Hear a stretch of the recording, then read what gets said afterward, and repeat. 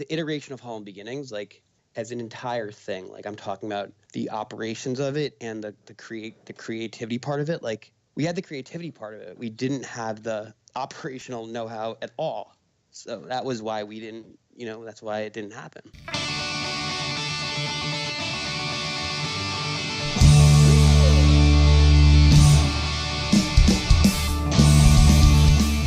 Welcome, everyone, to This Was the Scene, the podcast that takes a look back at the late 90s, early 2000s New Jersey punk rock scene. I am your host, Mike Doyle. Humble Beginnings was a local New Jersey punk band that started in 1996. The roster consisted of Josh, Gabe, and DeVecchio when they started, and along the way they picked up Jeremy, Eben from Saves the Day, or who later went to Saves the Day, Heiner, and then Conti. Their sound was influenced by bands like NoFX and even the Beach Boys. Though they never made it to the status that lead singer-songwriter Josh initially envisioned, they were definitely a staple in the New Jersey scene and really good friends of mine back in the day. I was lucky enough to get Josh on a call a few weeks back and ask him a ton of questions about Humble and his thoughts on the scene. In this interview, we talk about how seeing Bigwig made him want to quit being in a band, his songwriting bromance with Chris Barker from Lane Meyer / Day at the Fair, a brief mention of OL Rebellion, even though we forgot your band name back in the interview. Sorry, guys. How they had a hard time finding a drummer with that Fat Record speed until they stumbled upon the Blank 77 loving Chris Del Vecchio. Their tour in 7-inch with Oblivion. Lots of references to NoFX. His favorite New Jersey band. His thoughts on the Get Up Kids Something to Write Home About, which is actually on Vagrant and not Epitaph, as he stated in the interview. My favorite song, Faith 98. His transition to pop country now. How liking statuses and social media posts would have definitely changed the scene back in the day, and a ton more. Now, before we begin, this interview was super long because me and Josh have known each other for a really long time, and at some points we just trailed off on some random topics like fonts and shit like that, so I had to cut out about 30 minutes. I'll probably just put that out as a bonus material at some point, but for now, I just felt that it really wasn't going to add to what we were talking about, and I think a lot of people have been rolling their eyes like, where the fuck are these guys going with this? Make sure you check out Josh's second band, The Forever Endeavors reunion show, Friday, April 20th, 2018, which is just a couple weeks from when this podcast will launch, at Debonair Music Hall in Teaneck, New Jersey. Doors open at 7. The show is at 8 p.m. And if you show up there, just use the coupon code This Was the Scene so you can pay full price. Feel free to subscribe, leave a review, and definitely share this with anyone who would love some old punk rock nostalgia. With that said, let's get started. When we started, and this actually goes to my first question, like when we got in the punk scene, when I started, I got into it just because I stumbled across some kid who liked punk music, which was Chris, and I was listening to Tool and all these bands that all my friends made fun of me for, and I'd have a sticker on my bass when we played, and Chris was like, "Yo, man, you really got to take that off. We're playing in front of these Legion Hall shows." Chris and Barker, he dropped the hammer at the point. Barker's like Tool sticker added. Yeah. So actually, if you look at old pictures, I actually took this Tool sticker and put it in the back of my bass. So it was almost rebelling against the punk scene at the same time. It's very meta, isn't it? Yeah, it was so funny. But, for you, I mean, just to kind of go in this funnel that I got here, like, how did you start? Like, where did you get involved this whole punk scene? It was NoFX. I heard Punk in Drublic, and it was the most amazing thing I ever heard in my life. And even now, I hear the beginning of Linoleum, just that, like it takes you somewhere. And like, it has this, you know what else it has? Carousel by Blink-182. Like, it just, I don't know why it has it. So like, it's the first time I've ever felt that way listening to music. And I was like, there's no way to find music back then except for reading thank you lists on the back of CDs, right? And then it kind of just grows into itself where you're like making connections and buying new music. And then when you finally go to a show, you're just like, NoFX is my little secret. That's what I thought. And it's everyone else's little secret here too. So like, it's an instant connection, and I've never had to try. It was never this effortless to be around so many people I didn't know. Like I felt like I was already like miles ahead of every other interaction I've ever had because we had this common bond and this common connection. I love that it was effortless. Did you feel like in high school, what was your environment like? Well, I went to private Jewish school, and it wasn't really built for people like that. Didn't really, I don't know. I just didn't care about I didn't really care, and I think I just got I just kind of like was never really impassioned by much. And then you find this thing, right? And then, it contrasts with being back in high school, because on the weekend you're going to shows, and then you go to high school during the week, and it's just like, you're just like, why the fuck am I here? And then it's like, and then you're just like, well, what is everyone doing here after they graduate? Because I'm not going to do that. Yeah. And then it all starts from there. Did you feel was there a divide? Was there always like the jock scene and the popular crowd where you went? There were like 33 kids in my graduating class. I think it was like the Nintendo ice hockey team. There was like one jock, like one stoner, one goth kid. I mean, in that sense, I was going to ask the question. I mean, I'm still going to ask it, but when you said that it was effortless, it felt that a lot of people who joined the Jersey scene back in the day, I'm sure lots of people, but this whole podcast of the Jersey scene, it's when they went to these shows that it was effortless, because when they went back to high school, there was the jocks and popular crowd, but it almost made you feel like you were above them when you felt that they were above you before that. Yeah. Is that how you felt? Oh, 100%. I felt like I was like, you know what? Fuck you guys. I actually figured it out. And now I realize that what you're doing is complete bullshit. And isn't it amazing to have a secret that only you know? And you're just like, you guys have no idea of like what's beyond this school. I mean, that's how you think of it, right? It's like, I have like you're like you got clued into like something that they're not aware of.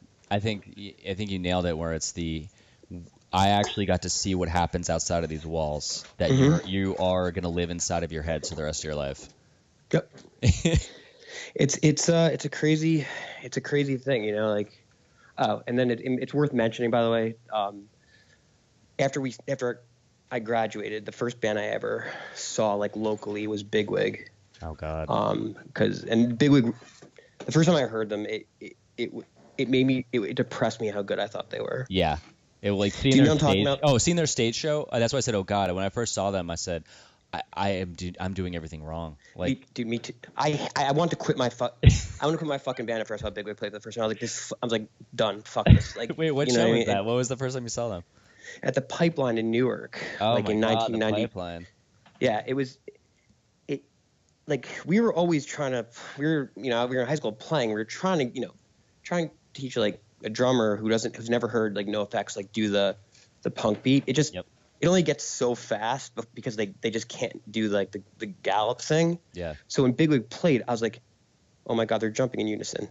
Oh my God, they're playing really fast. Oh my God, when they stop, there's actually silence and not just like, and I was like, this is the fucking most incredible. And the dude has dreadlocks too. I was like, this is like NoFX, and I want to be just like this band. Yeah. Yeah, they were fucking awesome, man. I'll never forget that. I think Bigwig still is like, that record, that 7-inch was like. Oh my God! For me. I just remember. Amazing. I remember. Actually, I reached out to Tom. He's actually going to do an interview, which I'm super stoked on. That's gonna be amazing. Yeah, I can't wait to fucking talk to him. Lucky you. That's awesome. Did you ever, after we saw them play, was at like Bordentown, New Jersey? We played with Boxcar, and then Bigwig shows up in these two minivans. And stickered up, and I'm like, what is this band? Who are these guys? Yeah. Who's this tall guy with these dreads? Who's this like quiet dude? It was Josh at the time. We were eating bagels in a parking lot. I'm like, what's going on? Who's this really nice dude? That's John. Like, John was the nicest. Oh yeah, ever. Yep. And then Matt. And then who's this drummer who's jumping in the middle of these songs? And you're like, what? You're like, what is the first time you've ever seen a road case? Also. Oh yeah. Yeah. You're like, oh my God, they have road cases. I was like, because we were just like. My guitar was like seat belted into the back of my car. Yeah, and I'm like, wait a minute, you've been to Florida? You played a show in Florida? Like, who told that? You've been to Florida? Tell us what Florida is like. It sounds like amazing. Dude, the sticker thing is such a good call, and then when you're driving anywhere, you see a van like that, right? With stickers on it, you're like. And nowadays, when you see a van in trailers, you know that it's completely bare because they don't want to be robbed. Yeah, that's just exactly. Such a good call, that sticker thing, though. I was really such a good call. Wait, you played, and it was you knew you played with all those bands. It wasn't just you didn't go out and buy those stickers. Those stickers were given to you at a show from the table from somebody, and you probably had a T-shirt from them that they gave you from the merch, but you slapped it on the back of your band. Oh yeah, totally. Yeah, it was like the old school luggage where you have like each stamp from each country. Like Yeah, it was like on a the fucking suitcase. passport. It was like a passport of every country you'd visited and how much better you are than everyone else. Yeah, and that was true. They knew the bands that like I was listening to, and I was like, but I think the culture and the scene at that time, like it made it very possible for you to tour with like your favorite band. You know what I mean? Or at least play with them. That was the thing. It opened the door to say, wait a minute, this is possible. I'm a local band. We showed up here, I think in our cars, seatbelting our guitars in or throwing them in, whatever, or like putting our drummer's whole kit in the back of the car without any cases on. But these guys were saying, yeah, man, we actually know these guys and we played shows with them. You're like, wait a minute, I think that was that open door of going to like saying, wait, we can make this possible. Yeah, and because you don't realize it exists on a level that's not, Metallica. Like, did I harass them about like just touring when I first heard about it? And I was like, so what do you guys like do on a Tuesday, like during the day? Like, it was so beyond my like realm of comprehension to even imagine the possibility of doing this that like it was like seeing a dog walk on his hind legs. It was insane to me. Yeah. I remember watching you always talking to people. You'd go on these rants and you'd ask them a question. You're like, wait a minute. And they're like, well, there goes Josh just following that person around, just asking them 1,000 questions because you were so in it, trying to figure out the information. I've always been very curious. Sometimes, obviously, like that, I guess with little tact. But I will just smash people with questions because like there's so much shit I want to know, and especially somebody who like is doing something you're doing or want to do or something that like I have no shame when it comes to that. Like I will ask fucking anyone just about anything because I want to learn. And at that point I was like, these people are standing right in front of me and I need to understand how they're doing this. Yeah, it literally just took me back to watch at Jersey shows. You'd be like, wait, hold on. And I remember even you and Chris would go back and forth about songs you guys wrote because he would write a song that would blow your mind and you would write a song that would blow his mind. And the two of you guys are like, how did you think of that verse? How did you think of that chorus? Like, where did that come from? And you guys would sit there for hours and just talk about that shit. That was the best, I think.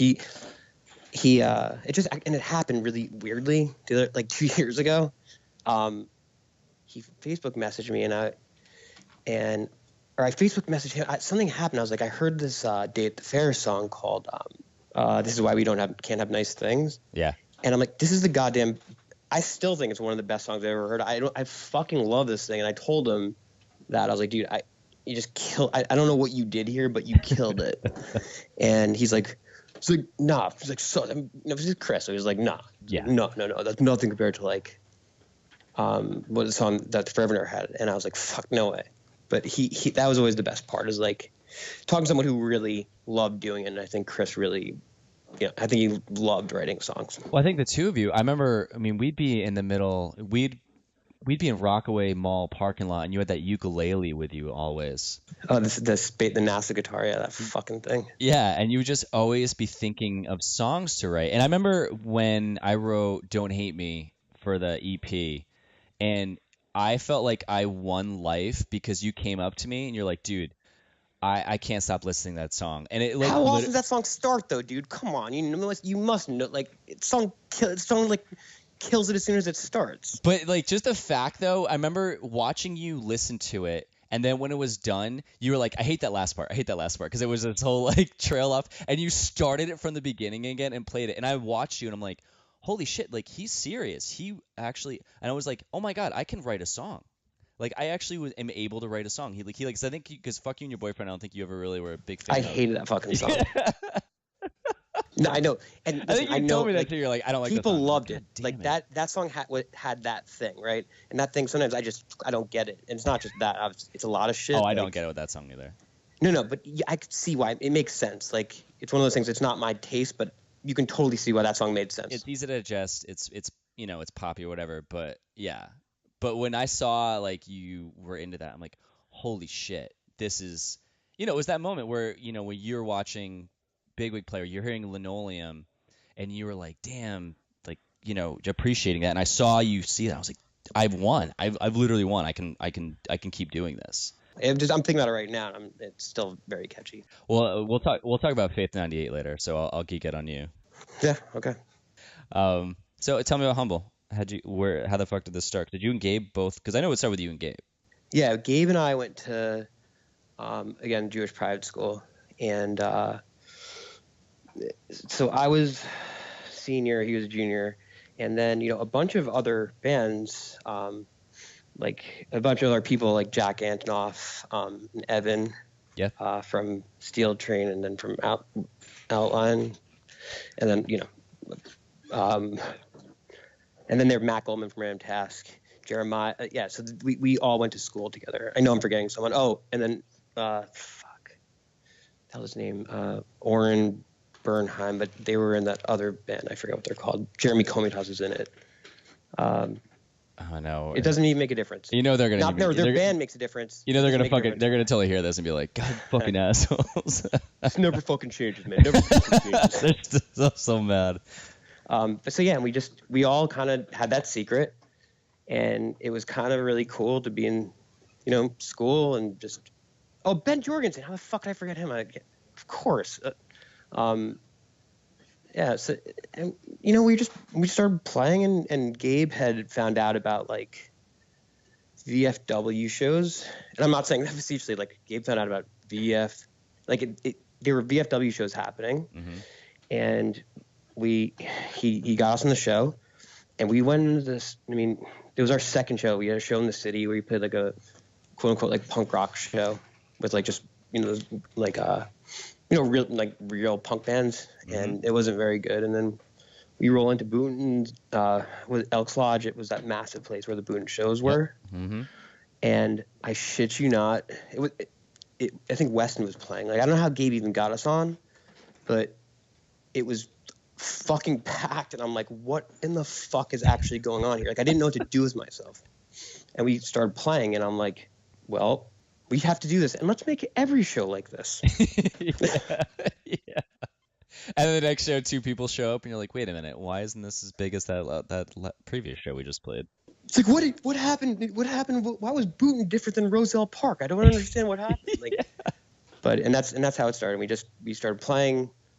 I guess like enough people liked us that we would sell some stuff, and we had T-shirts. Yeah, you guys literally started with the like kind of the band starter kit. You had a van, you had merch, you had the Liberty Spike shopping cart T-shirts. I think that was your first thing, right? Yeah, those were something. Those sold. I still don't. It's like the biggest fucking design on a shirt. It literally goes down to basically your waist. It's gigantic. But remember, everyone wore that shit. It was overprint before it was cool. Yeah. And if you think about what what is it even? What's the message there? Is it consumerism? Is it anti-consumerism? Is it all of those things? Like is it punk rock? So it doesn't even matter. I don't even know. Like I don't know where that came from, and I think I may have been the one to design that. So I don't know. Actually thinking about it, the font, the Humble Beginnings, where it kind of did a rainbow effect. Now that I stop to think about that shit, that is the worst. A warp. It's a fucking arch warp in Illustrator, which is such a cheat way for me as a designer to make something happen. But going back, it makes so much sense. Well, you'd be very upset if I told you that we used some Microsoft Word fonts for some of our T-shirts too, so I think I'll skip that. All right. First show was New York. Actually, no, fuck it. No, but you didn't answer my question. How'd you guys start? Like, did you play guitar prior to this, and then Gabe played bass? And me and Gabe were in a band in high school with a drummer who really loved Pearl Jam. So we wanted to be in a punk band. He just did not want to play any. You know that Battle of the Bands beat where it's like, dude, that was the extent of his playing. Oh, okay. So it was like, it's like, okay, we played No Effects, and now thinking back what that must have been like, it's like, okay, here's like how fast you can play. Now play this very, very, very fast thing. So it didn't work. And the hardest thing was getting drummers. I still don't know how they do it really, but so then so we found a drummer that could do it. It was Chris Del Vecchio, and he was the most solid, steady. Oh my God, yeah. Amazing drummer like I'd seen. I was like, let's just, here you go. Like, this is our band. How did you find Chris him? is really cool. through somebody named Jay Blanda, he was in Jay Jerkoff. Oh, you know Jay Jerkoff, yeah. Yeah. So he was in the Jerkoffs and the Modesty panel, and Chris was hanging out in his house, and I was there, and Chris skateboarded, but I'm like, oh, he skateboards, he must like Lagwagon. He's like, I don't fucking like that bit. He was listening to Blank 77, and he was listening to just like a lot of post punk, I guess, at that time. And I mean like non-melodic punk rock, and not even fast. So I was not interested in that. And I guess like we, I don't know, we just kind of played, and we're like, here's a song, and he just started playing that beat. I don't know if he ever played it before, but he just started playing it, and it was all about that beat, right? And then you played a show. We played like a couple shows, and then like people started getting behind the drum set when Chris would play and just watching his foot. Like people would sit and watch his foot. You know what I mean? Because he was so good at it. I can picture that, all the kids standing behind them with their arms crossed, just staring. Exactly. Down, just deadpan faces, just looking down like shit. It's so weird too, because like they weren't like there was no tact. It's like, I'm just gonna go there and stare at your foot. Yeah. I mean, my parents dropped me off, pay $5 or $7, and just watch this guy drum. He was so type A, or probably is still he was so type A that I think he might not have been a huge fan of the music, but he was like, I'm gonna figure this out, and I'm gonna just be so solid. I don't think it would have been his music of choice to play, but I think that it would. I think it was a challenge. I think he was more into it because it was a challenge. It wasn't for the love of the song. I think it was just figuring out how to make it work, and that was why he kept him in it. Well, he's a natural problem solver, and he always has been. So I think that was like, and I think it spoke to him. And there were some songs the slower. I think when they got slower, I think he liked them better. And he wrote a song as well. So I mean, we kind of all converged. It was not in 4/4, so it was very hard for me to understand. What was the first song you guys wrote? God damn. I want to say it was Sleep It Off, maybe. No shit, really? Yeah, I think that probably was it. Sleep It Off or Activate, one of those two. Oh my god, Activate was my favorite song. Is that which one was that? That was Sleep It Off. That was Sleep It Off? Yeah, that was Sleep It Off. Oh my god, I love that. Did you ever see the cover? Chris would try to play that acoustic slow. Yeah. There's a cover that's on YouTube. Yeah, we were practicing for a reunion show, and Chris was playing it, and Bob's recording it, and we just didn't know what to do with it. Let's sit on it for 15 years and then put it on YouTube. No, man, someone put that shit up right away, I thought. I thought that happened a long time ago. Well, I mean, Bob was documenting us. We were playing, and we have like 16 hours of footage that we never used, and I keep trying to get it from him to put something together. That would just not make any sense. Okay. But that was from the footage. He recorded that, and then he put it up on YouTube somewhere. Oh. Yeah. So that video was not was that video recent? No, okay. That's old. There was someone found an old footage of you guys, us, and Shower with Goats in Bordentown. Playing, and someone put that whole show up. Have you? And I watched that like a couple months ago, the entire thing, and I was like, this is not the way I remember it at all. Wait, they have the entire show up there? Yeah, the Bordentown show, and it's like the entire fucking thing, like walking through the crowd, and it's very jarring how different my memories are from what that actually looked like, apparently. And then Jeremy, real quick. Then actually, no. I want to talk about when we first met you guys, because you guys had already played at Booten, and we went to go see a show there. I don't know if we played. We went in playing, but Chuck from Weston was there to see Oblivion. No, was it you guys had toured with Oblivion? Yes, we had a 7-inch with them. That was it. How soon after you guys started the band did you have that 7-inch out? That was done. Gabe had already made a connection to a band in the Midwest, which was Oblivion. They were, I guess, considerably big for. They were huge in Chicago. Yeah, and I think he made that connection instantly, which we can just chalk up to again that there was a business savviness there. Oh yeah, just seeing past the things that the people but we didn't say. Absolutely. It was released. I don't think we didn't play a show without it. Chris didn't even record on that. I mean, those songs suck. Yeah, you had your old drummer for that. Yeah, no, he didn't. He was fine. Like those songs were fucking garbage, and that recording was garbage. Did he also go to your school? No, but he was Jewish. Oh, okay. I mean, you guys, it sounds like you guys were all just hanging together. Like Jewish, fine, hanging out. You like punk rock? Awesome. Even better. We're sticking together. You can't go to shows on Saturday? Me neither. Awesome. Yeah, we showed up and Chuck was there from Weston because we had seen Weston play with Real Big Fish and Goldfinger in some South Jersey venue on Route 9 prior to it. So we show up there and we see Chuck. I'm like, oh my God, that's fucking Chuck from Weston. It was like this huge star. And then somehow we bumped into you guys and befriended you. I think because you played, and I think walked up. He was like, man, that was awesome. And then we talked for hours afterwards. And I think that started our band like friendships. I remember getting the Congress of Cow tape from Laura Ladishev. And I remember getting that. I was like, oh, this band definitely like Lagwagon News for all those like fat bands. Oh, yeah. And like, no, you guys didn't and don't. But your songs on that record, on that tape, were awesome. And they were like catchy, poppy, punky skate rock. You know, like that's what it sounded like to me. And I remember listening to it, and I was with Gabe. We were listening to it in the car, I think driving somewhere. And I was like, why the fuck would he say God Forsaken in this song? Like, there had to be. I remember like that, and Gabe's like, yeah.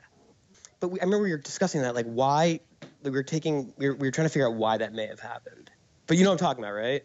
What song? The When I Go. No. Sleep at The night. fifth world of God Forsaken. Yeah. We lift. Yeah. And then Walking Away was on that, and that was everyone loved that song, me included. Yeah, we just could never play that shit live because we were so bad. I felt that you guys, when you guys had the 7-inch, we first met you guys. You guys had merch, you had 7-inch, and I always felt that we were always like, shit, they're one step above us. They got a fucking van, they've got merch, they have a 7-inch. So I think we just always did things to be like, okay, we caught up to you, and then you're like, hey, we went on tour. We're like, God damn it. They just went to Chicago and did this tour. Like, what is that like? I mean, so when you guys went on that first tour, you guys went out to Chicago and back, right? I mean, after the Oblivion tour, which was, I think, that was short. Oh, man, I totally fucking forgot. We played at the Fireside Bowl, Jesus Christ, and we played with Oblivion. I think that was probably Gabe's intention the whole time. Yeah. Because that show was just like the Boot and Elks Lodge, or whatever. That still can't remember if it's Elks Lodge or VFW, but we played the Fireside Bowl with Oblivion then, like, to be in Chicago, like, playing a show like that, you're just like, wait, now you can do this outside of New Jersey? Yeah. Like, it was unheard. It felt like an accident. Because, like, we were playing Buffalo, and, like, we slept on a kitchen floor, like under a table, and that show was, I believe, shit. And but I appreciate them booking for us and everything. But it was shit, and we played like in Vermont, like we played like a week, and none of the shows were good. It was just generally bad. And then this fucking Chicago show at the Fireside Bowl, and I'm like, wow, okay, this is crazy. And we made like $150 maybe, and I was like, oh my God, we have arrived. It was just true. We sold 15 shirts. Oh, the first time we sold something, not in New Jersey, not to someone I know, like we sold a tape or a record in Chicago, and I'm like, let's go home, dude. It's over. Yeah. It's like Sting and the Police. We've just played Giant Stadium or Shea Stadium. It's done. and I wonder, honestly, like if one of the reasons I don't know if I could have done it forever, because I think I'm perpetually dissatisfied when it comes to things I love doing. As amazing as that was, I would need it to keep getting better and better and better as far as shows go, until like how much better could it ever have? And it still wouldn't have been enough. You know what I mean? That's the danger of it, I think, for me, and something that's like the arts, because it's something that you really can't control commercially the way you could. Oh yeah. Textiles. It's funny though, because that's just. I think we were talking earlier before we started recording. Is that just business in general? You can be on this wave. You could be fucking Elon Musk launching rockets into space. Even today, he launched one, and the damn thing fell in the ocean away from the target. He had a giant failure, but he didn't play in front of this giant crowd every time. But is it a failure? But that's the Like, thing. It's not. It's like you did it. So when you showed up and you played in the middle of Wyoming in front of 2 people, and then in 3 shows before that were all packed, it wasn't you as a band. It was just, hey man, like we fucking showed up here still, and like, but I always try to see it as, you know what though, those 2 kids who stayed around and listened to us, they're gonna tell 2 of their friends, and then they're gonna tell 2 and they come the next time, and then it's just gonna keep kind of compound affecting, and it did. that's the problem. When I think back then I didn't have a long-term mindset, like you just mentioned. Like, you saw the opportunity, you saw like where the breadcrumbs led. Like, I saw it for what it. I thought I assumed it was, and assumed, I was incorrect completely. So I was just like, what's wrong, instead of like, how can we make this better? Like, I always looked at things like, what's wrong, instead of like, all right, how can we again make this better? What was your What goal? I mean? What was your goal of the band? Like what would have been success for you? I don't. So I don't. I never, like we talked about, put it down. There's zero accountability. And there was there was no direction. There was no mission. And I think like, how does a band operate anyway? Like, can it operate as a democracy? Like, can it operate as a partnership? Is there an executive? Are there managers? Like, there needs to be some kind of structure. But Right. I know some bands had a clear manager, a manager band member. Yeah. But other bands like us, like, we just didn't. Like, I mean, this is after Gabe left. Yeah. Because I don't know. I certainly wasn't comfortable having that role. And it was like, hey, if I want to be like, if I want to network, if I want to sell, like, I just get a real fucking job. You know what I mean? Yeah. But I think it kind of went against the punk rock values of, what do you mean? I don't have to sell. I mean, this is a punk rock band. It's a band. This isn't a business. But you're like, no, man, it has to be. It doesn't have to be a business in a corporate sense, but there has to be a structure in line to make shit grow. But no one in music wants to hear that. They don't go, yeah, but just play. I write these songs, people show up. You're like, it doesn't just happen that way. But that's a dirty word. It always has been. But Oh yeah, it's a marketplace. Call it what you want, but it's still fucking, like, it's still commercial. I don't care what anyone says. Like, it's transactional, and it's commercial, and it involves like all of these things, like marketing, advertising, branding, all of it. So like, well, you made T-shirts. We were selling merch. We mean you don't want to make money. You're selling fucking merchandise. it's for gas money. It's for gas money, so we can Oh, show up. yeah. It's like, no, dude. Like, You know what pissed me off? The fucking bands. Who's that one shit band? And they would only give autographs if they got one back, which I thought was cool. But the thing that pissed me off about their message was, they were so like, yeah, man, we're just writing the music for the music. I'm like, then why the fuck are you playing in front of people? If we don't want anyone to hear it, I'm like, then why are you playing in front of? Why do you want? You're in front of people, having them hear it. So what do you're full of shit. and you can't question it, right? Because like, then you're a fucking asshole and like poser or whatever. But you're totally right. And I think that it was an ugly word to use, right? There's no other reason they would be doing it. Right. But then at the end of the day, no, if everyone's giving all their stuff away and they can't make a living off of it, then they're gonna stop doing it. Then no one lives off of just fucking air and handshakes and like high fives. And I swear to God, if the 2 of us if we were 18 listening to this right now, it'd be hilarious. We'd be like, fuck us. we're such pieces of shit. We sold out. There was a time where it just clicked for me, and I think I think I always knew this. I think I was in very heavy denial that I was participatory in it. You know what I mean? Yeah. I didn't think, like, we didn't need a manager, because that wasn't why we did this in the first place. But the thing is, all I wanted to do was like be as big as possible, and like play for as many people as possible, sell as much shit as possible, like write as many good songs as possible. And the missing piece of that was any trace of management. You know what I mean? Yeah. Or strategy, or operational anything. Yeah, I mean, just the fact of, people being so against labels, you're like, how do you think your shit's getting in stores? And where do you think that artwork's coming from? And, who's getting you on these shows? I mean, granted, now, I can't even imagine being a band now. Like, I can't imagine how these guys even really get by, because the labels are taking everything. They're even taking, I think they're cutting. I think it's all merch sales. I think it's touring it's touring and merch sales. But labels are taking a cut of the merch now. Oh, I didn't know that. Oh, That's yeah. Well. It's insane, because they're like, hey, we got to be around. You're like, Jesus Christ, what's the point of this?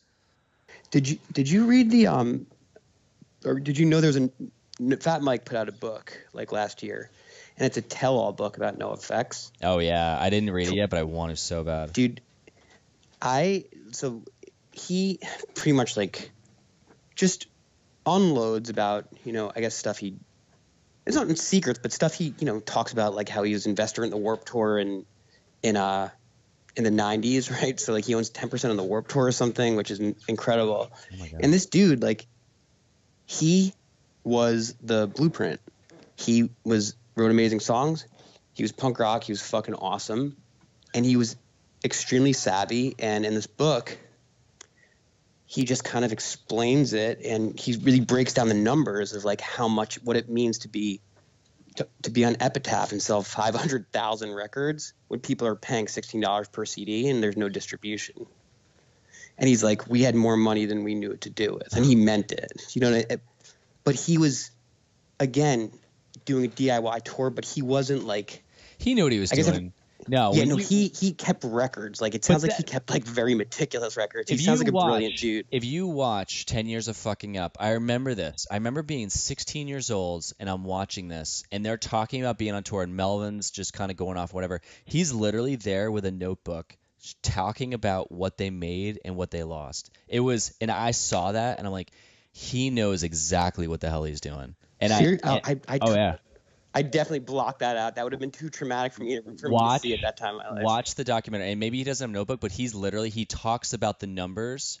Oh, he's like settling up at the end of the night? And he's talking to the camera. The camera's talking about the tour, and they just played that dirt, yard show on that hill where it's like three guys throwing each other down. And he starts talking about the numbers, and I'm like, he knows exactly what he's doing.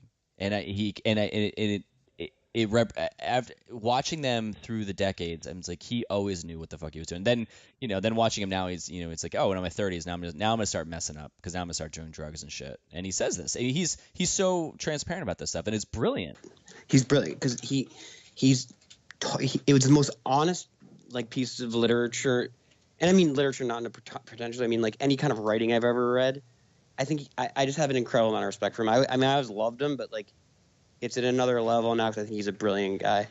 And what I was going to tell you about asking about for money on 10 Years of Fucking Up was I think that was a huge – I think there's that style being – and I guess like aggressive – not aggressive, but being assertive and being in a band was – I think that's what was the great divide I think for people. There are people that were willing – to accept money from a promoter who's paying out of his own pocket because not enough people showed up. And then a band like us who was like, no, we're not going to take your money. Do you know what I'm talking about? Oh, yeah. Where there's a guarantee. Yep. The guy the promoter couldn't hit it. And then he like kind of reaches slowly in his pocket. He's like, no, I guess I could pay you guys out of my own pocket. And some people will be like, stop him. Some will be like, no, man, just book us again. Some people will be like, okay, cool. Thanks. And it's not a better or worse thing. It's not a value judgment. It's like, I don't think I had the sand to have that kind of like direct conversation at that point. It was intimidating. I think it would have made me very uncomfortable. Well, that's what we had Sean. Sean would go up and be like, no, here's the contract, bitch. Pay me my fucking money. And good for him. And we'd hide. We would hide. Be like, yeah. And then be like, dude, Sean's such a dick. We're like, yeah, what the hell? And Sean's like, dude, I need to pay bills. But that's why bands have managers. So like the band doesn't have to be a dick, right? That band's fucking manager's an asshole, but that band's cool. It's like, nah, dude, it's like it's the same thing. They're all working for the same, partnership, like band, like entity. You know what I mean? It's just like this guy has to be an asshole, so you don't hate the band. Do you think it's what killed the scene? Do you think that's because we were all playing, and then I remember you guys got back from tour, and we played in Putin. You guys were on stage, and you could see the divide between you guys and Gabe. And I think after that is when you guys split ways, and Gabe went and did Midtown, and you guys kept going, and brought on Rob to play bass. Yeah, I mean, listen, he was the operational and commercial vision of the band. I'm talking about this in a very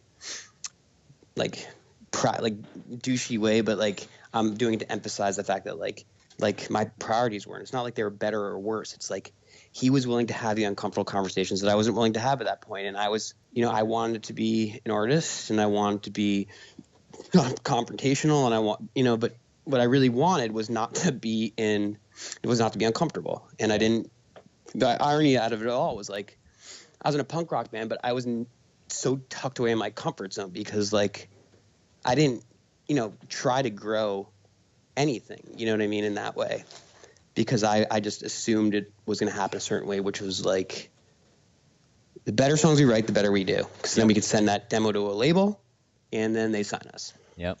That time, and I just had all the makings of a bubble, and only like the real, either like really hungry or really talented bands are going to make it like at that point, because there's so many bands and so many comps and so many records and so many shows that like it had to, pop at some point. Oh yeah. And we just didn't have like that. The iteration of Holland Beginnings, like as an entire thing, like I'm talking about the operations of it and the creativity part of it. Like we had the creativity part of it. We didn't have the operational know-how at all. So that was why we didn't, that's why it didn't happen. I look back on it when you guys broke up, I think it was the same time when Chris, we split ways with Chris, and things just changed, like totally changed, where the scene, I felt we started going to shows and there was less kids showing up, but it just seemed like it was different. There wasn't the same excitement. But then all of a sudden there was this big change. And when I left Jersey, so we broke up. I went to California, and I looked back, and all of a sudden I saw it. Everyone's wearing turtlenecks, and yeah, it saves the day. Yeah, it saves the day came through, and they're like, hey, we dress really nice, and then all these bands started doing this, and then I felt like it just became this business. Where I think what you're saying is that the whole manager thing, I think they figured it out, but I think that's what killed the scene. It seemed like a natural progression at the time, and it probably was. I think they saved the day. Like they were fucking awesome. Like that was. Yeah. I haven't heard any of their newer stuff, but like the first 2 records are fucking amazing. And it's like, and listen, I love the Ramones, and it's awesome to be in the Ramones because like you're in a pack, you're in a crew, you're in a gang. And saves the day. Like they had their outfits or their uniforms, and like it's like, oh, these guys are like all in saves the day because they look like this. And I think like it was great. It like gave them their own little kind of identity and their own little.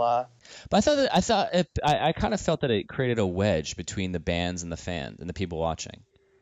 How so? Because I felt that it became a fucking fashion show. When the band came in, I felt that we all would blend. We all had our JNCOs on, our really large T-shirts. Well, I never owned JNCOs. I just like to make that. I did have ball chain necklaces and I had frosted tips. I did not own JNCOs, so I just want to make that very clear. All right, we had our baggy shorts, pants, whatever it was, and our Vans or Cons or what, But we could. It was if a band was in the crowd, you couldn't. I felt like you couldn't tell. No, fuck no. We were all talking to everyone, and like we weren't above everyone. There was definitely a moment towards the end where we were in a band where, you definitely get this where everyone's come up to you. You walk in and you get these glances like, oh my god, they're here, and you catch it, and it starts to kind of fill your head a little bit. But I felt that then it was okay, but then we just talked to people and say, hey man, what's going on? And everyone was friends and hugging, and we'd all go to the diner and stuff. But I felt after that, in like probably early 2000s, when we had dissipated and you guys were still sticking around, but then finally broke up. That's when it became that business where it was, all right, you show up, everyone's got their pea coat on, their turtleneck, and they got to dress like this nice, and we have to have our stage presence like this, and we need our managers. Yeah. Oh, and then everyone suddenly has a roadie, right. In their label. It's like, oh, now our producer's this. I thought that, just the whole, again, the whole point of this podcast was really just reminiscing about the scene, and I loved it so much, but I also didn't do anything to really try to keep it going. I mean, it's if you think about it, man, it's like where there's opportunity, people are gonna go. And labels came in, and it's like anything else. They saw the labels came in and they saw it, and then they, guys like Ben from Random Task, he started Armor for Sleep, and then that became huge. And then Jack kept, did Steel Train, and then now he's doing Fun. But you see these guys just making these huge bands. You're like, God damn. Yeah, but these are talented people. Oh, absolutely. And they didn't luck out. I mean, I think they started off where that was, and I think from all the things you're saying is they started figuring out, we need managers. We need to make this into a business. We're tired of not making fucking money. They self-corrected, and it's like you got to ask. It's like how honest are you willing to be with yourself? And it's like, do I want to do this? What will it take? And it's like some of it's not gonna be pretty, some of it's not gonna. I mean, some of it's just not gonna be glamorous. Some of it's gonna be like, sometimes it's gonna be shitty that like, I gotta like, I have to tell the bass player, he's fucking up because he's my best friend. But like, you know, that's a 5 minutes of discomfort for like doing what you want to do for your life. And if that's the life you want, then like you're gonna make it happen, right? Yeah. Did you ever feel that because you and Gabe are like super tight, and this, I was not planning on going this direction. We don't have to go down it, but when you guys split, did you ever feel like, man, I don't have my friends like from growing up, like we're not friends anymore? No, I didn't think that. Like, it was a very contentious splitting, and we weren't, and it was obviously a huge deal. Like, it was so much bigger than I'd ever want it to be, and I kind of, I struggled with it, obviously, remembering back then, and then I guess the truth is, dude, there were points in my life then where I wasn't really a great person, and I think that it might have been a little frustrating to be around me at times. Why I say that? Because of what I was telling you about the not wanting to take accountability, and not not wanting to network, and not wanting to, I wanted to be Kurt Cobain, or Fat Mike, what I assume Fat Mike was, and I didn't want to go to a show I wasn't playing. You know what I mean? Like, I didn't want to network or to meet people, and I didn't want to go hang out, like, because it wasn't a job, man. It was it's my band. Yeah. And I think that was a part of it. And I think that, like, it's in general, I wasn't a great dude, like, in my late teens. So I'm very understanding as to why the split happened the way it did. And it's not surprising looking back now, like, and I think that I see where he was coming from, for sure. Yeah, I think also too sometimes just the universe kind of gives you a natural break, and I think sometimes friction happens because you're trying so hard to make it what's naturally supposed to happen not happen, and I think that can cause friction. Yeah, I mean, I think that it's hard to tell bands to stop playing when they're your friends, right? If the band shows up late, it's like, you guys got 20 minutes. They're like, one more song, right? Yeah. I was the kind of person who's gonna be like, yeah, fine. Because, like, I'll let future show deal with that problem. The truth is, Gabe was like, no, and he'd have the hard conversation. And, normally that's a wonderful relationship for any kind of, like, business or partnership, right? You have the fucking doer and you have the creator, right? Yeah.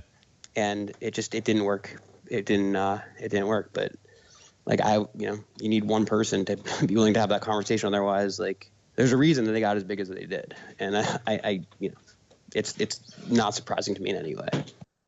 Oh yeah. Yeah. Like, I think I remember, again, when I was in Jersey, like, watching just them blow up. I'm like, yeah, it makes total sense. Like, total sense. Oh yeah. Like, he knows exactly what he's doing. It's kind of amazing to watch that happen. So, yeah. Cause I was actually going to ask you, what did you actually go to shows? Because I remember, I felt like in the beginning you were all about it, but then I think towards the end I remember, I think our favorite line, I think you even made this up, was when the bands were really bad and they were like, hey man, what'd you think? You're like, dude, that was great shit.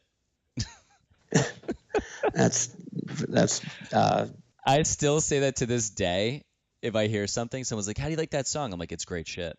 It's absolute great shit. Well, it's very, very clever. I'll have to give my past self that. That's I have, again, I think I have a pretty good memory. some of the things that you're pulling out are extremely nuanced. It's good and bad. So I apologize for bringing that up. What? I don't know, dude. That's water well under the fucking bridge. What was your favorite band back then? It was always NoFX. It was always them. Well, that was obvious. And I always wanted it to be like, I remember when that Fat record sounds like people stopped. We're not doing it. It really bummed me out. I remember the Get Up Kids. I credit with this. Like, I'll never forget this. Like, the first time, like, Chris had the Get Up Kids 4 Minute Mile in his Barker or Del Vecchio? Barker. Yeah. And I remember it was in his Discman that was under his fucking Mercy break. Yeah. Or no. Del Vecchio's had Velcro. Was Barker's Velcro or was Barker's like shoved some under his seat or something? It was in the Grand Prix or the vault or the It was a Grand Prix. It Grand was Prix. the I won't. We don't have to rehash what I called that thing, but I remember what I used to call that. And I remember he played 4 Minute Mile, and I was like, why does everyone like this so much? Why does everyone like this so much? Even now, like, I think Something Right Home About cover to cover is a fucking amazing record. I still listen to it and I love it. I hate that record. 4 Minute Mile to me is just like fucking. I hate it, and I hate the fact that I can't understand even now why people like that record. You know, I had the same thing with Thursday, Full Collapse. I don't get it. Something Right Home About had hooks though. Like you were a fan of hooks, I thought, because I remember what was the Beach Boys? You guys were huge fans of listening to the Beach Boys. I think I just like massive choruses at that point, and like everything that comes with them, which is harmonies and hooks and everything. Yeah, and that was definitely Something to Write Home About. Was just more of epics, a bigger sound. It's fucking amazing. How fucking great is that record? I hate that record. Oh well, you like 4 Minute Mile. I love 4 Minute. I like a raw sound. I like it when the guitar hasn't been figured out yet, but it has this just dirty. You know, it's not. That's an amazing way to. I'm sorry to interrupt you. That's an amazing way to. I've never heard it put that way, and I know exactly what you mean. Go ahead. Sorry, I love that. The melody. They didn't even know what melody was, but they just kind of they tripped over it and just said this song has this melody or this one word was the biggest part of the song because it was so real to them and it was so true that it was just like, oh my god, this is so unpolished. They didn't have to sit there with this fucking producer figuring this shit out. It's like they didn't need a producer to help them write fucking songs. They just wrote songs. And I felt 4 Minute Mile was they showed up and I'm like, how did they figure this shit out by themselves? But it was their sound. Like they even with Something Right Home About, it's an Epitaph record. It's polished as fuck, but like it's still there's something fucking grimy about it. You know what I mean? I don't know. Yeah. It's not rounded off like. I don't know anything about recordings. They didn't spend 3 weeks on the guitar right. sound. Yes. They just showed up and plugged it in. Said, "All right, the treble's here, the bass is here. What's this reverb thing? I don't know, but I think I like that. It's got a bit of an echo. All right, cool, play, awesome, go." No, I think his voice is awesome, and his voice was different too. You know what I mean?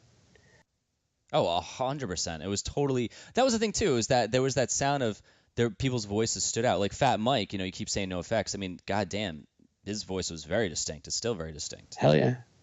And then people started trying to sound like Fat Mike, which is so bizarre. Like, I don't think he wanted to sound like Fat Mike.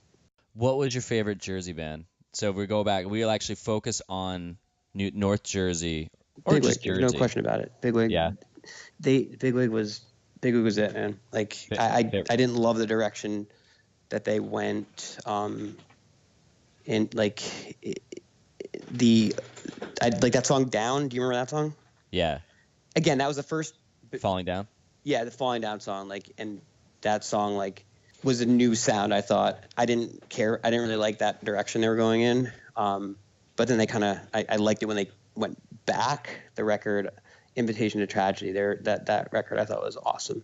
But A Merry Melody is that's also one of those formative things that if Flavor Ice just comes on, like, again, oh my god, it has this property to it where I love it so much. Yeah. And on a visceral, deep level, like it makes it, it's so hard to explain. It's just like it takes you to that place, and it's just like, fuck, I goddamn love this band. Were you ever part of us where when we discovered Big Wig, we literally, it's when we all started driving our cars and we had licenses, so we'd all be playing it, and we'd just pull up in someone's driveway or a parking lot and put on, Drunken Night or Flavor Ice or whatever, and just start like literally jumping around like we were Big Wig. Did you ever do that with us?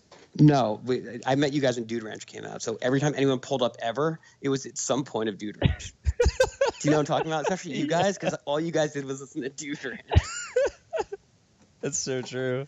But like whenever anyone pulled up, it was just like. Oh my god, that's right. Because that was the summer when that came out, and they were still not even Blink. What was your favorite band?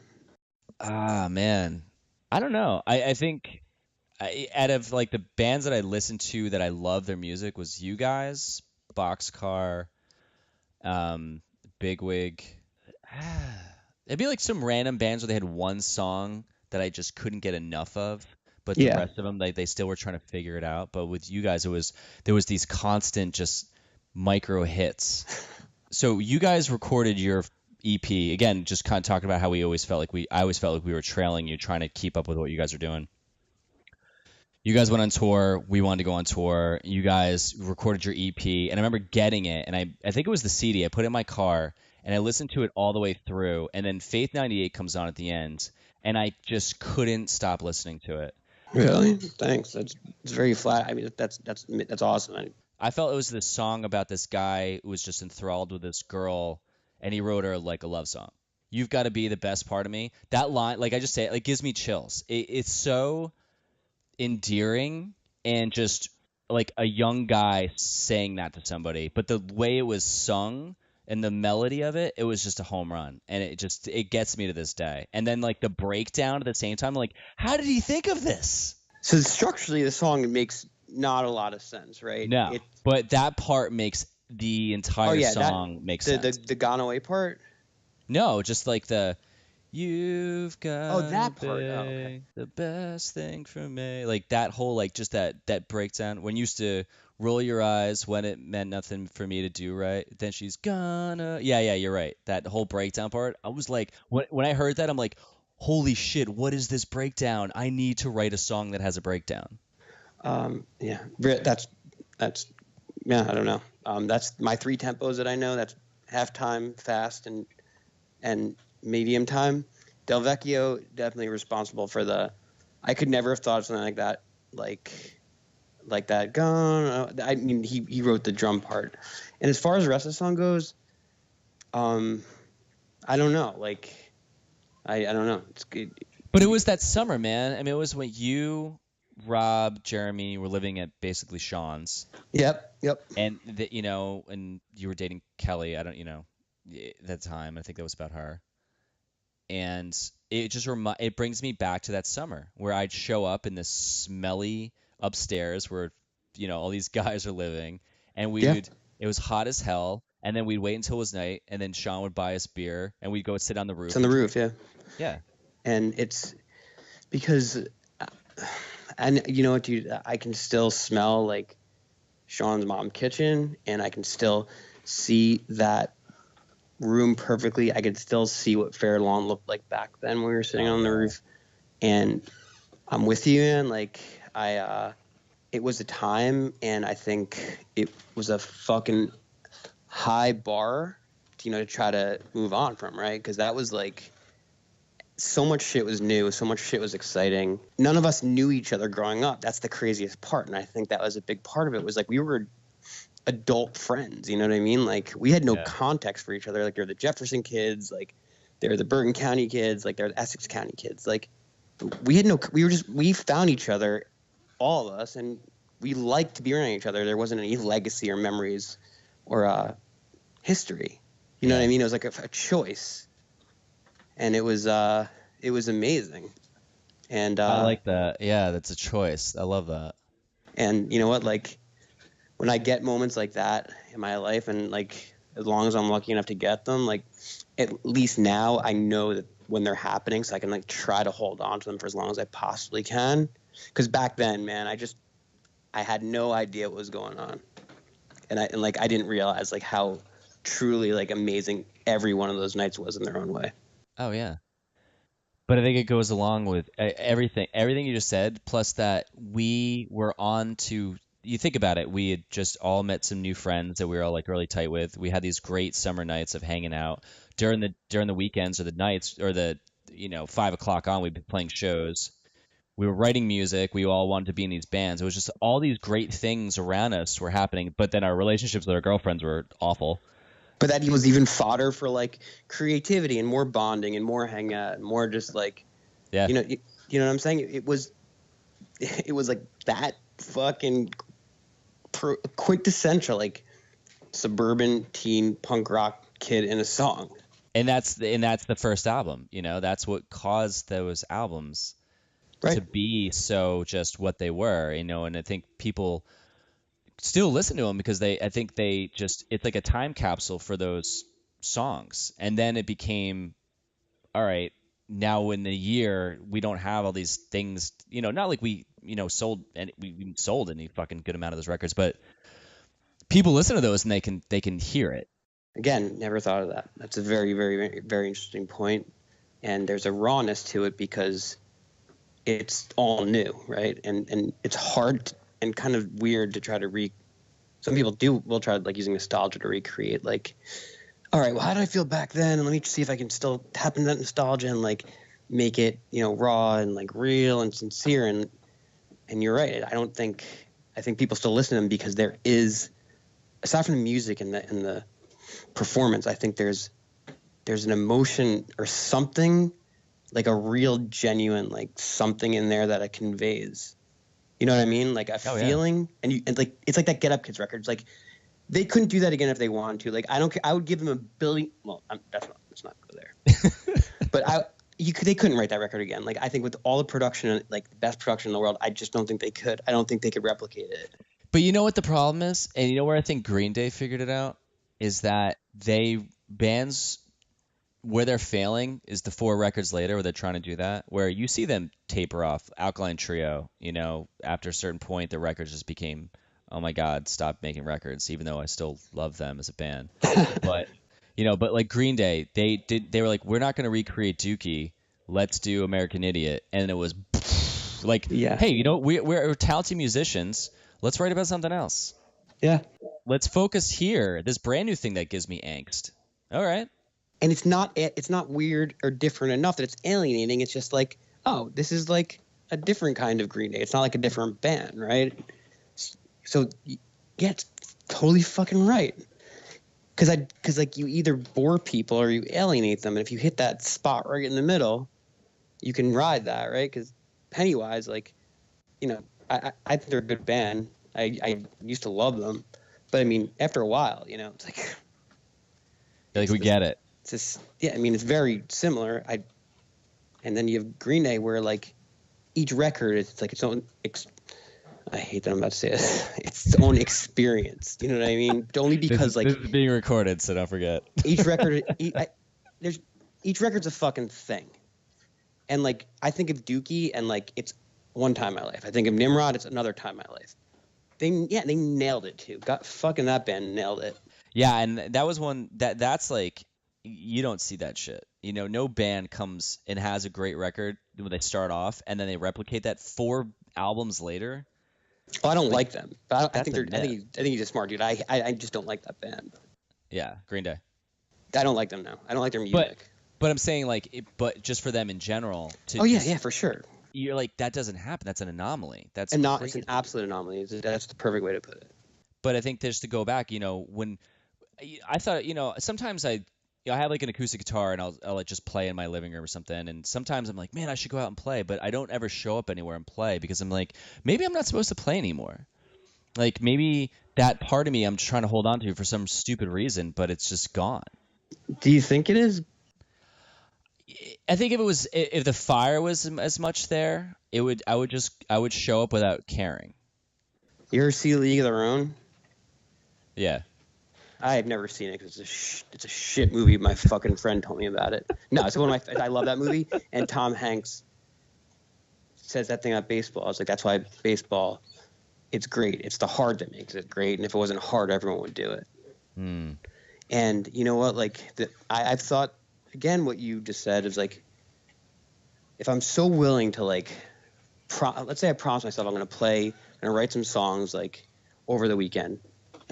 And something more fun comes up and I'll go do that. And it's like, well, I must not care if I'm so willing to give this up. But there's really there's no plan, It's like, what do I want to write songs for?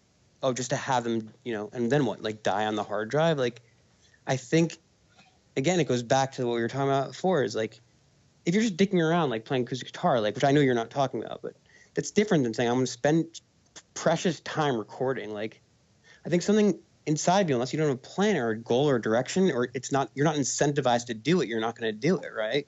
Yeah. So I think you need to listen. The Forever Never show is happening because Casey booked the fucking show.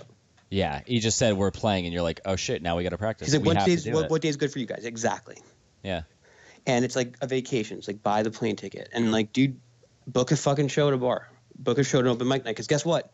You're either going to embarrass yourself or you're not going to let that happen, which you strike me as a person who's going to be like the latter, right? You'll be forced to do it.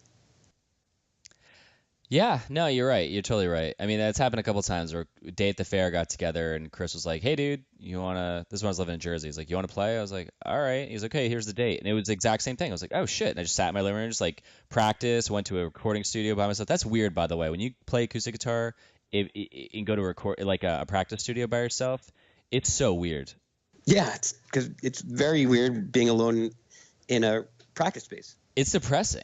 It's almost depressing and freeing at the same time, but you're like, oh, there's the mirror and the drum kit behind me and where everyone used to stand, but I'm here with a microphone and a guitar, and everyone can just hear me without getting drowned out by the drums and everything else. Right. No one's playing when I'm trying to talk. Like, I don't have the guy coming in, like, because I can't hear anything, telling us, like, 5 more minutes, and then, like, us playing 6 more minutes. It's freeing as well because you're just like, this is my time, and I don't, you work at your own pace. Like, it's definitely a jarring thing, though. I used to record in a rehearsal space because I just needed a vocal booth or something. It's overstating it. I brought my microphone into there and sang into it. A vocal booth. It's fucking amazing. It's not a vocal booth. But yeah, I remember being there and be like, this is really fucking weird. It smells like a practice space, but oh god, yeah. But it's like, where are all my friends? Are you still writing songs? Yeah, I'm writing. I write with Joe from Patent Pending. Yeah. And right now I'm writing pop country, which I like. No shit. And trying to sell that. And then I'm doing trying to sell when I can write songs for like commercials or like I don't know what they call it when they play music under previews. Jingle? No, like it's something that would play under like a preview for like I don't know, Silicon Valley. You know what I mean? Like next time. And that's smart, dude. I think that's awesome. Yeah, but I love to do it. I love writing and but I do have a plan. Like my girlfriend, like my time management is fucking deplorable, and she like I'm trying to like really learn how to manage my time and actually make it, not what's the word? Not that get rid of all the non-committal stuff. So so when I play like I write like I do it and I mean it because that's my time to do it, and I'm not just sitting on the couch smoking pot and playing guitar and watching Silicon Valley, which is something I do, but just when I carve some time out for that. Yeah, you have like you have a goal. You have like you set a date and metaphorically like I've got to get this done or whatever. Absolutely. Yeah. And it's embarrassing to tell her that I was too busy fixing something in my apartment. Instead of like finishing the song that I really should have been doing. That thing that I fixed, I probably broke just to fix it. Well, you should read War of Art. It'll kind of. Oh, I did. And that masturbation chapter that was very that was very relatable. I don't know about you, but that was very relatable for me, and that still happens. Yeah, that's everything you said. I'm like, two sentences in or something. I was like, I literally think I listened to that book in 2 days. Usually it's like a balance of either reading or listening, but I just blasted through it. And I think I listened to it again 2 weeks later. I'm like, oh my god, I'm actually using this book as a resistance right now. Yeah, that's the best part when you use the book as a resistance. Is great. Yep. it's like oh my god, I just had an amazing fucking idea, dude. I'm making such good progress. I'm gonna go jerk off right now. I'm going to go reward myself because I'm so excited. I'm going to go drink at a bar right now at 2 o'clock in the afternoon because I fucking can. Yeah, exactly. And I read that fucking paragraph. I'll never forget. I was like, I felt legitimate shame. Like, I was like, this guy is fucking, like, he has my number, man. Oh, that's amazing. Are you, so you're not playing aside from the do you do the music in the back of your videos? The only thing I've ever written was that song you talked about. It's the theme song for my the Drive 80.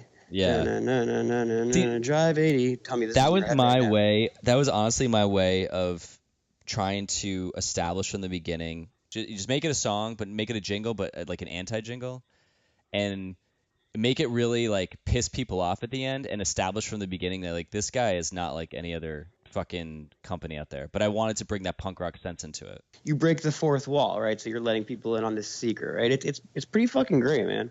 Yeah, thanks, man. I appreciate that.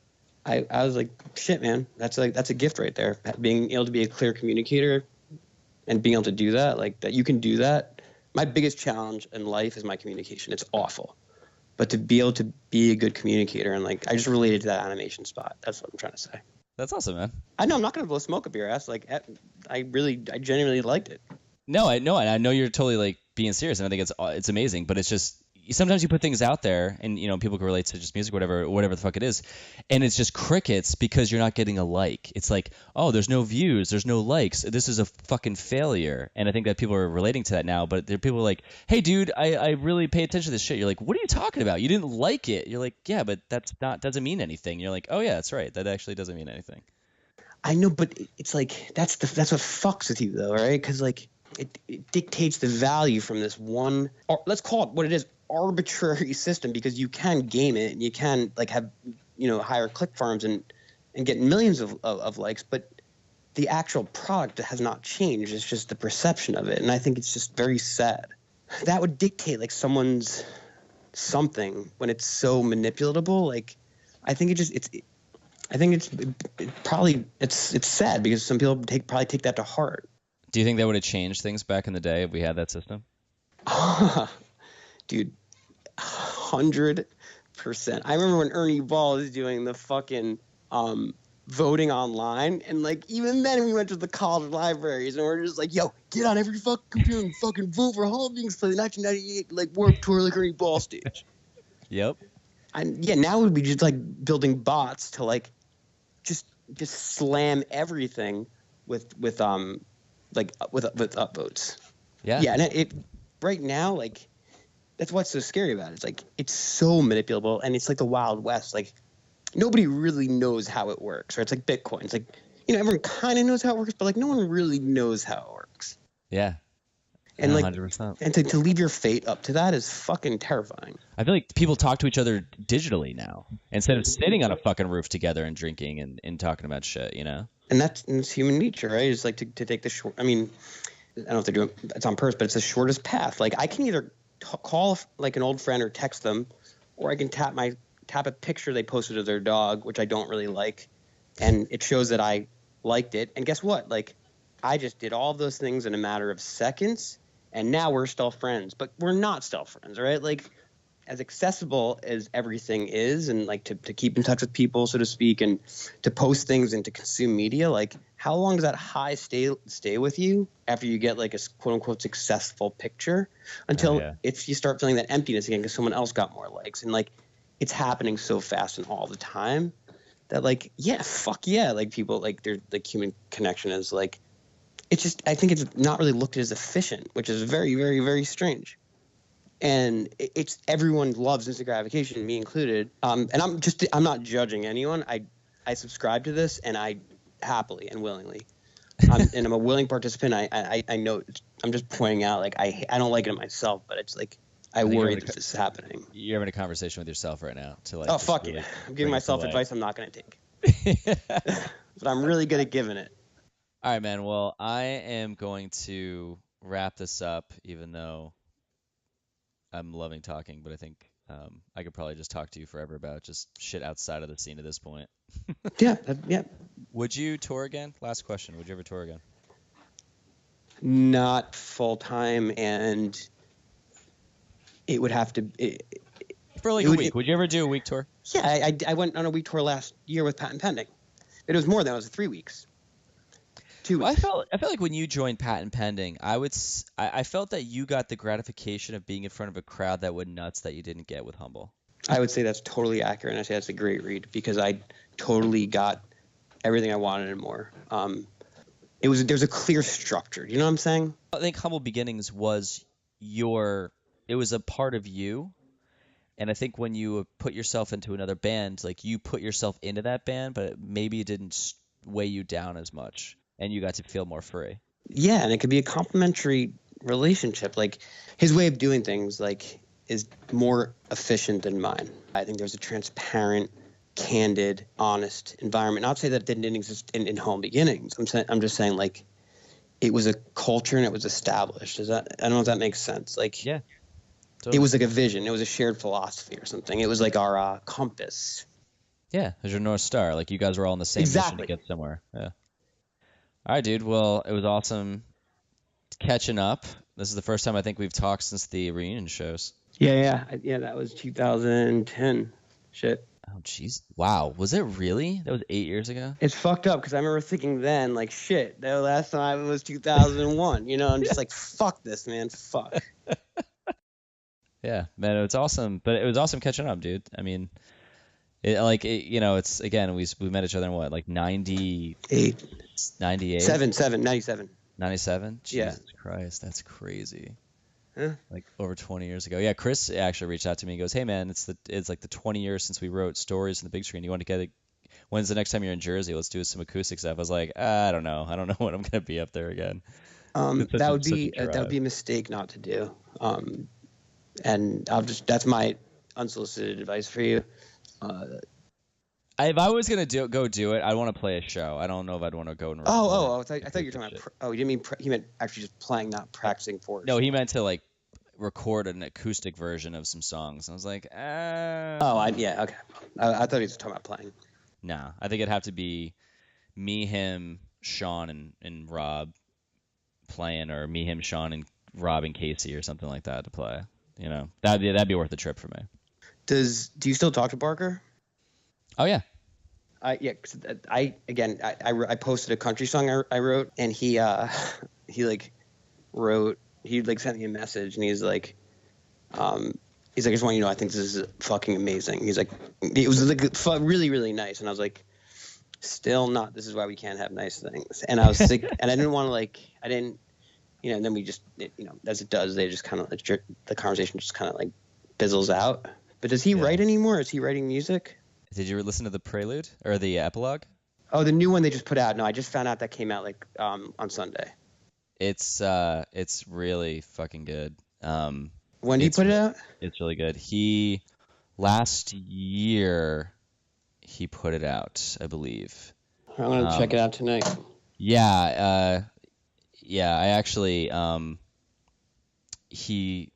one of them, a couple songs are about his daughter. He has a second daughter now. Actually, his first daughter's name is Brighton, because he saw that when he watched the Pennywise documentary, and that the singer of Pennywise's daughter's name is Brighton. Okay, cool.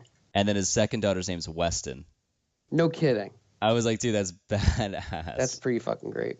Yeah, but actually I loved it because there's a song called Canvas, and he actually wrote it about my ex-wife, and it was hard to get through, but it was so it just hit me like, God damn, dude, you could still write such a good fucking song. I want to check that one out then. Yeah, it's a really good record though. It's I was pretty impressed, and he basically took him a really long time to record it, and he had a couple people fill in, but his voice sounds fucking badass. Cool. That sounds great. Yeah, man. But all right, dude. Well, I don't know. I don't really know how to end these because it's like any last words, or I don't know. I kind of just end it. How should I end these? The Forever Endeavor is having a reunion show on April 20th, 2018 at the Troubadour. Fuck, I think that's not what it's called. And anyways, that's what it's called. Fucking what is it? Used to be Mexicali Blues. God damn it. Debonair Music Hall.